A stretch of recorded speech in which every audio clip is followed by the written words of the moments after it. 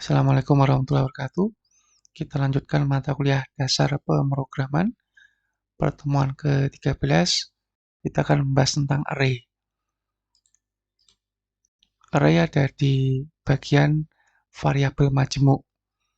Jadi sebelumnya kita belajar tentang variabel tunggal. Sekarang kita akan menggunakan atau belajar tentang variabel majemuk. Maksud dari array adalah bentuk suatu data yang merupakan gabungan dari variabel dengan tipe data yang sama. Ya, di sini tambahnya adalah array dapat menyimpan data lebih dari satu, tapi tipe yang sama. Aksesnya adalah dengan menggunakan indeks atau nomor. Contohnya adalah seperti rak sepatu. Rak sepatu itu satu kotak, satu box. Itu isinya bisa lebih dari satu sepatu, tapi isinya sepatu semua. Isinya sepatu semua. Ya, satu pasang, satu pasang, satu pasang, dan seterusnya. Contoh yang lain adalah nonton film di bioskop. Di sini ada tempat duduk. Nah, tempat duduk ini kan banyak ya tempat duduknya. Nah, ini isinya orang semua. Tipenya sama orang semua, tapi lebih dari satu orang. Apa bisa diisi satu? Bisa. Ya, jadi dalam satu rak ini tadi, kalau Anda isi hanya satu pasang sepatu ya tetap bisa. Tapi akan ada tempat-tempat yang kosong. Ya, indeks-indeks yang kosong. Demikian juga untuk yang ini tadi, tempat duduk di jika kita nonton film ya. Itu jika kita isi sedikit ya akan banyak sisa ya. Ya idealnya ya penuh. Idealnya jadi tidak ada space atau bangku yang kosong. Gitu ya. Berikutnya jenisnya. Jadi array itu ada satu dimensi, dua dimensi, dan n dimensi. Ya, satu dimensi itu contohnya seperti ini. Ya, satu baris beberapa kolom. Jadi satu baris ini. Satu baris tapi ada beberapa isi. Ya, ini ya. Satu dari satu panjang kali n lebar. Satu panjang n lebar. Ya, kemudian ada array dua dimensi. Contohnya n panjang, n lebar. Ya, jadi lebih dari satu baris, lebih dari satu kolom. Kalau di satu dimensi tadi, satu baris, beberapa kolom. Kalau di dua dimensi, lebih dari satu baris, lebih dari satu kolom. Kalau tiga dimensi, ada sumbu X, sumbu Y, sumbu Z. Ya, di sini ada baris, ada kolom, dan yang miring ini ya, tebalnya. Kemudian deklarasinya, jadi ada bagaimana cara mendeklarasikan array nanti waktu kita ngoding. Jadi yang pertama yang perlu diperhatikan adalah tipe data, ya. Kemudian nama array-nya. Berikutnya adalah jumlah elemen array-nya. Contohnya ini jika pakai C++, ini deklarasi array satu dimensi. Di sini ada tipe data. Kemudian nama array-nya. Kemudian elemennya ada berapa. Ya, contohnya misalkan ini tadi ya contohnya. Berarti kita menyiapkan penyimpanan dengan nama usia untuk 10 data dengan tipe integer. Gitu ya. Nah, ini bentuknya seperti ini. Yang saya kotak ini namanya usia. Variabel array usia. Ya. Kemudian tipenya integer. Tipenya integer. Ya, tipe datanya ya. Isinya bagaimana? Isinya nanti bisa Anda isi 4, 10, 5, 7. Kemudian ada 10 elemen. Ada 10 kotak. 1, 2, 3, 4, 5, 6, 7, 8, 9, 10. Ada 10 kotak. Ya. Berikutnya array 2 dimensi. Nah, nanti ada deklarasinya tadi ada dua bagian seperti ini, baris sama kolom. Ini barisnya ada 2, baris ke-1, baris kedua, kolomnya ada 3. 1, 2, 3. Ya. Kemudian indeks ya, atau penomoran. Untuk satu dimensi, bentuknya seperti ini ya. Kalau indeks di array itu dimulai dari 0. Dimulai dari 0. Jadi nanti jika Anda pesan 10, berarti nanti jika dimulai dari 0, nanti selesainya 9. Ya. Jika nanti Anda pesannya usia itu 5, berarti nanti 0 sampai 4. Ya, 0 sampai 4 ya, 0-nya dihitung. Kemudian jika deklarasi 2 dimensi, jadi seperti ini ya, baris dan kolom. Shell, kalau di Excel itu shell. Ini 0,0, ini 1,1, dan seterusnya. Nah, ini pengisiannya, contohnya, deklarasinya ini. Jadi ada variabel array namanya usia, dengan tipe integer, dengan panjang elemen 3.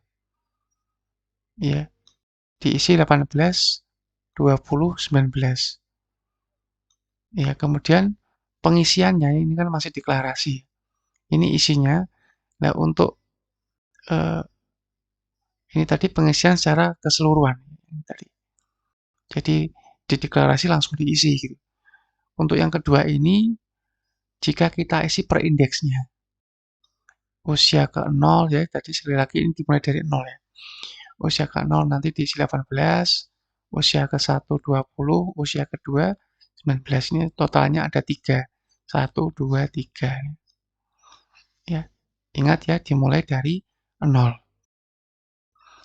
Kemudian bagaimana cara kita mengaksesnya? Ya, perhatikan di situ jika kita menggunakan C++, kita menggunakan cout.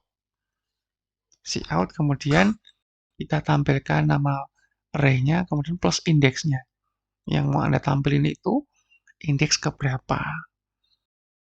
Ya, karena ini 0, 1, 2, ketika saya panggil 1, berarti yang tampil adalah 20.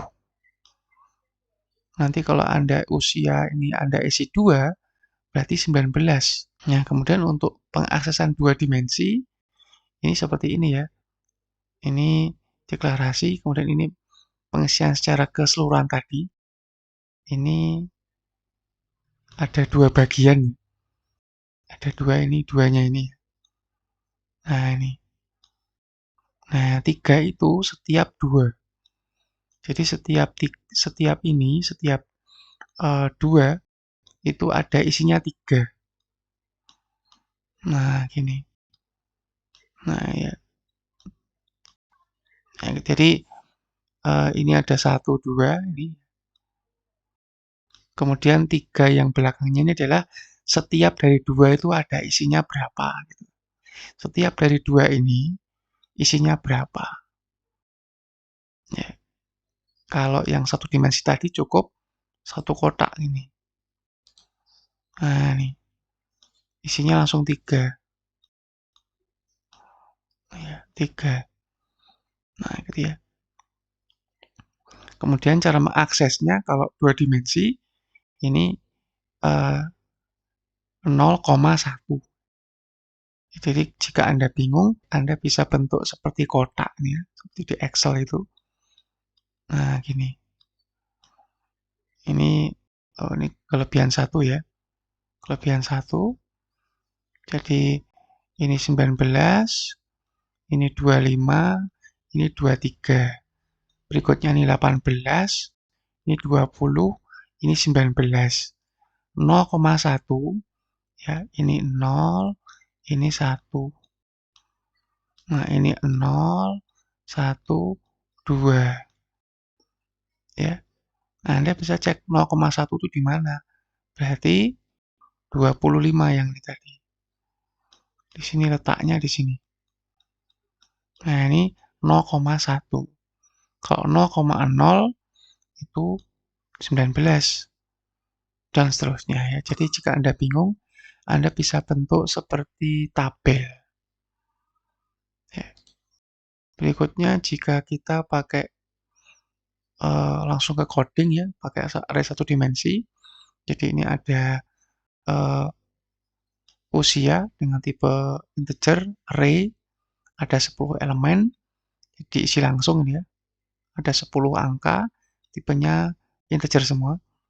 Kemudian di looping di sini. Kita tampilin isi array-nya. For i sama dengan 0 ya. I kurang dari 10, i plus plus ya. Jadi i dimulai dari 0, i-nya kurang dari 10, i-nya nambah 1. Tampilkan usia ke i. Jadi nanti akan ditampilkan sesuai dengan isi dari array-nya. Ada tambahan ini ya, kurung kotak ini. Isinya indeksnya i. Nah, kemudian jika dua dimensi, berarti ada dua looping, nested loop ya. Ada for dalam for. For yang pertama untuk cek ke indeksnya ya, atau ke nomor yang ini, yang depan. Kemudian for yang di dalamnya, yang kedua itu untuk ngecek bagian belakangnya ini. Jadi ini 2, ini 3. Jadi nanti di dalam for ada for lagi. Jadi kalau Anda bisa kotak tadi ya, ini jadi kotak ini cukup memudahkan kita memahami di array ya. Jadi ini i, ya ini i. Nah ini j-nya, j, ini j, ini j. Di satu i itu ada 3j. Di satu i itu ada 3j. Ya. Nah, kalau i-nya ada 2, berarti di setiap i itu ada 3j, berarti kalau di total ada 6j. Ya, ini kalau di total ya. Nah, gitu. Nah, ini dibentuk seperti tabel ya sebenarnya. Ini 0,0, 0,1, 0,2, 1,0, 1,1, 1,2. Nah, gitu ya. Itu sedikit teori tentang array. Sekarang kita coba prakteknya, kita gunakan Flowgorithm nanti plus kita cek codingnya ya, sebagai praktikum. Nah ini kita coba sekarang array. Saya pakai Flowgorithm ya. Saya deklarasikan di sini tadi usia tadi ya.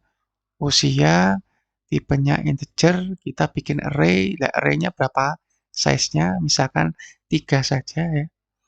Nah, nanti bentuknya seperti ini. Ya, tadi contohnya berapa tadi ya? 10 ya, ini kebanyakan ini. Nanti kalau saya ngisi satu-satu, saya singkat jadi 3. Saya ubah menjadi 3. Jadi ada variabel array namanya usia, tipenya integer, ada 3 elemen. Jadi 0, 1, 2 nanti isinya. Sekarang kita isi. Nah, kita pakai input, ngisinya bagaimana? Ngisinya usia ke 0. Nah, gini. Usia lagi, ini masih input satu-satu ya. Kita belum pakai loop ya. Kita coba dulu. Nah, gini. Satu lagi. Usia yang kedua. Nah, gini ya. Nah, sekarang kita jalankan ya. Atau kita tampilin dulu. Misalkan saya hanya mau nampilin usia yang tengah ini. Jadi usia 1 ya. Saya output. Jadi nggak saya tampilin semua. Usia 1. Nah, perhatikan ya. Nah, nih. Yang tampil hanya ini nanti. Sekarang kita coba. Ya, usia yang pertama itu 4, usia yang kedua itu 2, usia yang ke berikutnya 6. Nah, ini ya. 0, 1, 2. Ini namanya usia. Ya. Next indeksnya 0, 1, 2. Ketika saya panggil tadi berapa tadi? Usia ke-1 berarti yang ini yang tampil. Nah, ini ya. Indeks ke 0, 1, 2. Misalkan saya ubah di sini, misalkan yang saya tampilin itu usia yang ke 0. Nah, ini ya. Saya tampilkan 2, 1, 3. Ini ya. Indeks yang ke 0 yang pertama. Ya, dan seterusnya ya, dan seterusnya. Jika Anda cek codingnya, ya, nah ini ya pakai C++ ya. Ini dia deklarasi array-nya, variabel array, usia namanya, kemudian tipenya integer, array. Jadi tanda array itu ada kurung kotaknya, itu berarti itu array. Nah, ini ada 3 elemen. Nah, ini terus di masukkan manual ya satu-satu. Kemudian di cout. Anda mau cout yang mana? Nah, gini ya. Yang mau ditampilin usia yang mana? Itu. Berikutnya kita akan coba pakai looping ya. Tadi saya sudah buat biar mempercepat waktu array. Nah ini ya. Saya memesan array dengan namanya nama. Tipenya string, kemudian panjang elemennya untuk indeksnya itu ada 3. Pertama saya deklarasi juga di sini nomor untuk looping nanti. Ya, nomor untuk looping saya jadi nanti nggak satu-satu kita pakai looping ya. Nah, ini loopingnya saya mulai dari 0 sampai ke 2. Jadi 0, 1, 2 ya. Saya sesuaikan dengan panjang array-nya. Nah, di sini saya masukkan di sini. Input ya, nama ke i atau ke nomor ya. Nomor. Nah, karena saya loopingnya pakai nomor. Ini masuk ke indeksnya. Jadi nanti nggak satu-satu. Nanti looping sampai indeksnya selesai. Ya, saya coba dulu. Ya, ini nama ya. Adi, Ani, Ali. Nah, ini masih input. Ya, ini masih input. Jadi saya pakai looping ya. Kemudian tinggal dimasukkan ke dalam loopingnya sejumlah nomor tadi mulai dari 0 ya. Jadi ini bukan 012 tapi langsung nomor karena looping nomornya jalannya. Nah, sekarang kita tampilkan ini tadi juga pakai for ya. Juga pakai for. Nah, jadi saya bikin for yang berikutnya. Di sini saya gunakan sama. Nah, gini ya. Increase, kemudian tadinya input, sekarang output. Output sama ini. Nama dalam kurung nomor. Nah, sama ya. Oh, apa yang kurang? Ini ya. Saya salah ngetik, harusnya kurung kotak, ini saya bikin kurung kurawal ya. Jadi hati-hati. Nah, ini berikutnya saya coba jalankan. Ini saya tutup dulu. Nah, ini ya. Adi, Ani, Ali. Nah, ini ya. Ini inputnya, ini outputnya. Ini ya, 3 ini yang ini. Jadi yang satu input, yang satu input, yang satu output. sesuai dengan warnanya. Nah, gitu ya. Itu untuk flowchart-nya. Sekarang kita cek codingnya ya. Codingnya kita cek, tentunya lebih panjang karena ada tambahan outputnya juga. Jadi ini uh, looping untuk input ya, control in, console in maksud saya, console in ya. Kemudian yang berikutnya ini adalah looping untuk menampilkan cout. Nah, itu ya. Isi for-nya sama. Kemudian yang di apa ini in dan out juga sama ya. Bedanya cuma atasnya itu untuk input ya, in, bawahnya nampilin ya out. Nah, ini tadi pakai apa tadi? C++ ya. Kalau Anda pakai yang lain, misalkan pakai Java, nah ini deklarasi array-nya juga beda ya karena beda bahasa. Di sini stringnya di depan ya. Kemudian kurung kotaknya juga di depan. Ini menandakan kalau nama itu tipenya array dengan isi data string. Kemudian kalau di Java karena POOP ya, PBO itu bikin objek new. Ini intinya bikin objek baru ya, string 3. Jadi tipenya string, array-nya panjangnya 3. Kemudian di sini tadi untuk nomor, untuk loopingnya, kemudian di sini for-nya Java ya, nomor sama dengan 0, nomor kurang sama dengan 2, nomor plus ya. Kemudian nomor nama dalam kurung kurawang nomor array-nya sama dengan input next line. Ini inputnya, untuk outputnya sistem out print learn. Ya. Jadi cuma sedikit beda di deklarasi.